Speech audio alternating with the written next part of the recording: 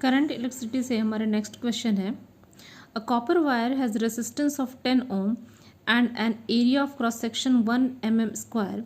A potential difference of 10 volt exists across the wire. Calculate drift velocity of electrons if number of electrons per cubic meter in copper is 8 into 10 to the power 28 electrons. इस question में सबसे पहले तो हम देखेंगे कि क्या हमारे पास डेटा गिवन है और क्या फाइंड करना है। तो यहाँ पे copper wire has resistance of 10 ohm, तो रेजिस्टेंस दिया हुआ है 10 ohm, and area of cross section 1 mm दिया हुआ है, पोटेंशियल डिफरेंस जो है वायर का वो दिया हुआ है 10 volt exist across the wire. Calculate drift speed of electron, drift speed हमें कैलकुलेट करना है if number of electrons per cubic metre in copper is 8 into 10 to the power 28 electrons. तो यहाँ पे एक तरह से जो नंबर ऑफ इलेक्ट्रॉन्स दिए हुए हैं पर क्यूबिक मीटर।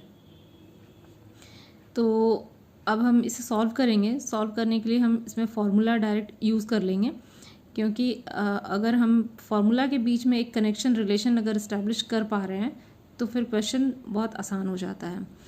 तो यहाँ पे हम देख सकते हैं कि जो रेसिस्टेंस है, रेसिस्टेंस 10 ओम है, एरिया ऑफ क्रॉस सेक्शन दिया हुआ है, वोल्टेज दिया हुआ है, और एन जो दिया हुआ है वो नंबर ऑफ इलेक्ट्रॉन्स है। और हम एक नोन फार्मूला है आई जो करंट के लिए लिख सकते हैं, ENAVD। वहाँ पे ई जो है इलेक्ट्रॉन्स है, charge on electrons, n number of electrons, A area of cross section, and VD जो है वो हो जाता है ड्रिफ्ट वेलोसिटी। तो अब आई के लिए हम लिख सकते हैं, आई के लिए लिख सकते हैं V/R, वोल्टेज अपॉन आर। तो V/R, तो यहाँ आई हम आराम से ये इक्वेशन से हम निकाल सकते हैं, क्योंकि V भी दिया हुआ है और R भी दिया हुआ है। तो V/R यानी कि करंट, और यहाँ पे E जो है चार्ज ऑन इलेक्ट्रॉन, N जो है नंबर ऑफ इलेक्ट्रॉन, A भी है, और हमें फाइंड करना है VD। तो ये सारे डेटा हैं हमारे पास, VD बस नहीं है। तो VD के लिए हम लिख सकते हैं V/ENAR इक्वल्स टू, और यहाँ पे जो वैल्यू हैं यहाँ पे गिवन से हम यहाँ पे पुट करके आराम से ड्रिफ्ट वेलोसिटी VD को हम फाइंड कर सकते हैं। तो VD निकल के आ जाएगा 0.078 mm पर सेकेंड।